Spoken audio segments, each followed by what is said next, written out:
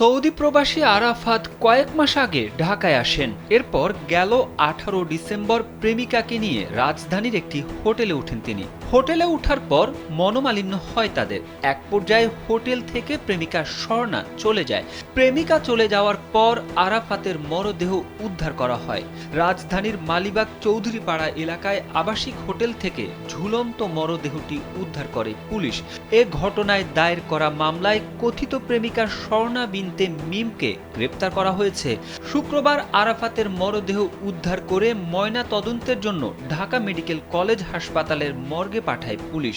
রামপুরা থানার উপপরিদর্শক এসআই শফিকুল ইসলাম খান বলেন, শুক্রবার মালিবাগ চৌধুরীপাড়ায় আর ইসলাম নামে একটি আবাসিক হোটেলের ৫ম তলার রুমের দরজা ভেঙে ঝুলন্ত অবস্থায় আরাফাত ইসলামের মরদেহ উদ্ধার করা হয়েছে।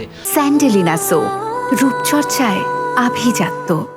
প্রাথমিক তদন্তে জানা গেছে, সৌদি প্রবাসী আরাফাত স্বর্ণা বিনতে মিম নামে তার প্রেমিকাকে নিয়ে গেল 18 ডিসেম্বর ওই হোটেলে ওঠেন।